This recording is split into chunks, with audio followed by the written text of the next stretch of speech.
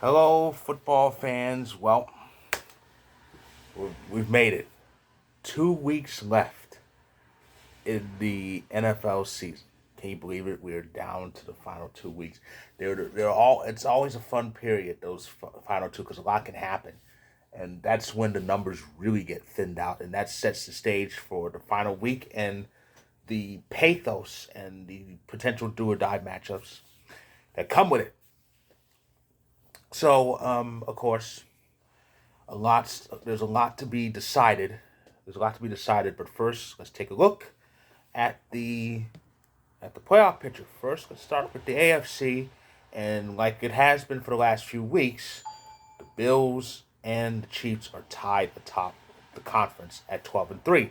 But of course, as we know, the Bills have the head-to-head. The Bengals are on the number three spot, 11-4, leading the AFC North. But there's a change. There's a big change in the standings. Number four in the American Football Conference, the Jacksonville Jaguars. Yes, the Jags and the Tennessee Titans are both 7-8 now, with the Titans loss and the Jags win. But it's the Jags that have the head-to-head tiebreaker, so that puts them at the number four position, where the AFC North South champion, will stay. As far as the wild card positions, the Ravens at 10-5 had the number five seed.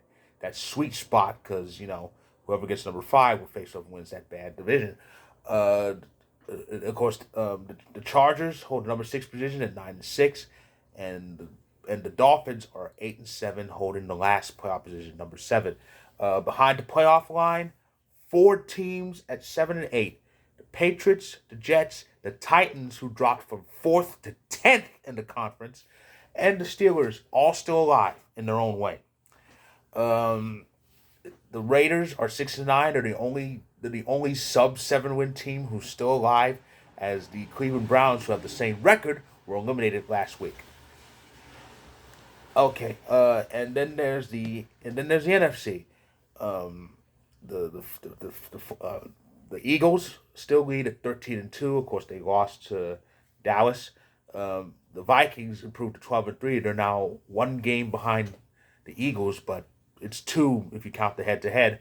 The 49ers hold the number three position at 11-4, and of course the Tampa Bay Buccaneers still hold the number four position, which is the NFC South lead. Who wins that division will have that seed. They're 7-8. As far as the wild cards, the Cowboys have that prime number five position at 11-4, and right at a distant sixth is the New York Giants, who dropped to 8-6-1 with their loss. Beyond that, it gets very interesting. The Washington Commanders hold the seventh seed at 7-7-1, but behind them, the Seahawks, the Lions, and the Packers at 7-8. Um, the Carolina Panthers and the New Orleans Saints remain alive, mainly because of division. But I think there are scenarios where each one could actually get in without winning the division. At least I believe there are. I'll find out.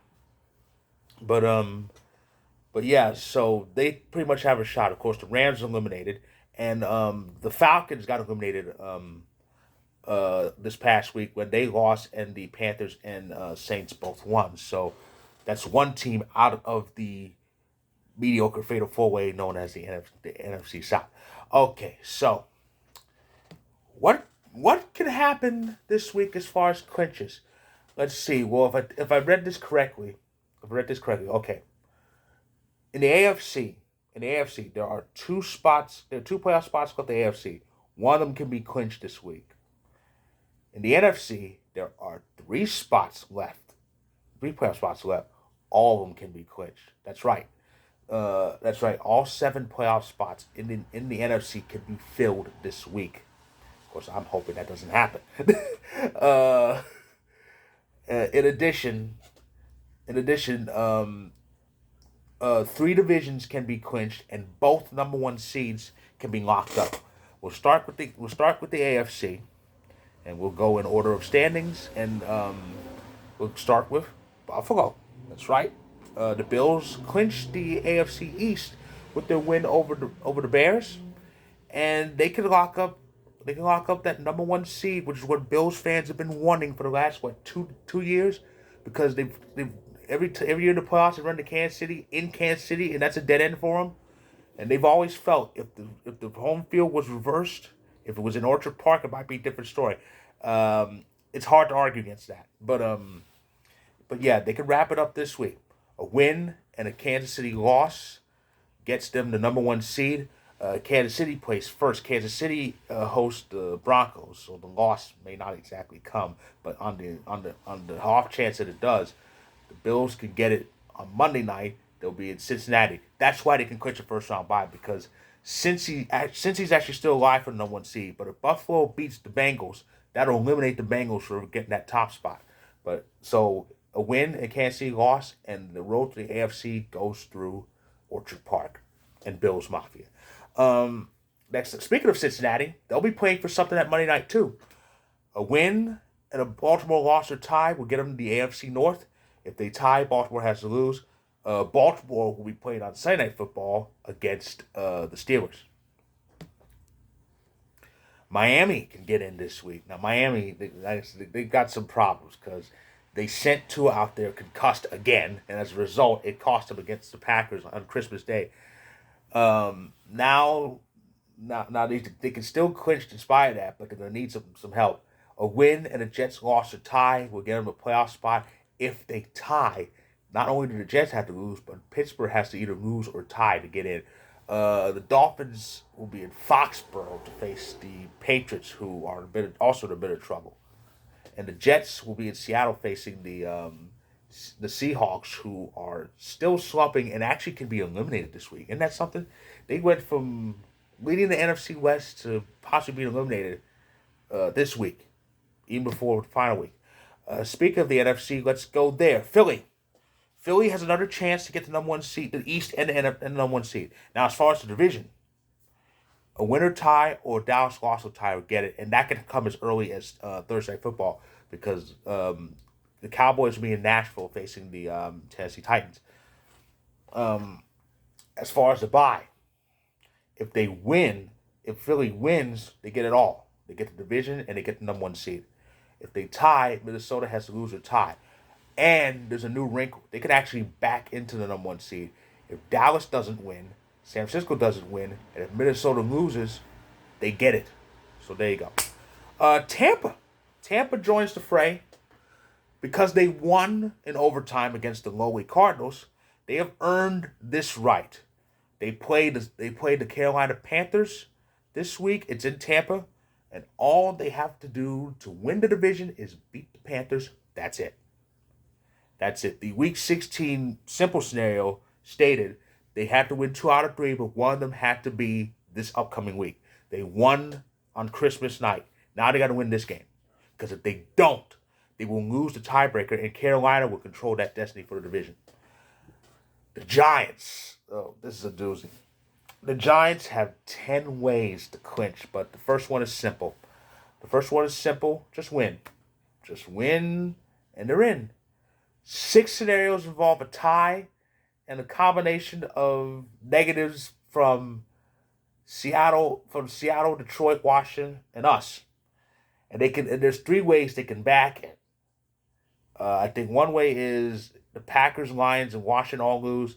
Another way is the Commanders and Seahawks both losing. And another way is the Seahawks, the Lions losing, and the Packers losing or tying. But they got all sorts of ways to get in, but the simple method is win, and they're gonna do that because they're hosting the Colts. So they don't have to worry about any other stuff. They shouldn't. Then again, the Colts 2 years ago, what happened? But anyway, not 2 years ago, last year. I'm sorry. Washington. The Commanders can clinch a spot this week, but while the Giants have 10 ways to get in, Washington has the 1. They got to win. Seattle has to lose. Detroit has to lose, and we can't win. Here are the opponents for the teams involved. Washington's at home against Cleveland. Seattle's at home against the Jets. Detroit is at home against the Bears. Oh boy. And as for the Packers, we're at home for the rest of the season but our first home game of the two is against the Vikings. So those are the scenarios. Those are the scenarios. Speaking of, well, actually, no, no. I think I may save that for another. No, actually, no, no. I was gonna announce. There's a list of ways that the Packers can get in that don't even involve winning this week. But yeah, we definitely have a shot. But the simple scenario for the Packers is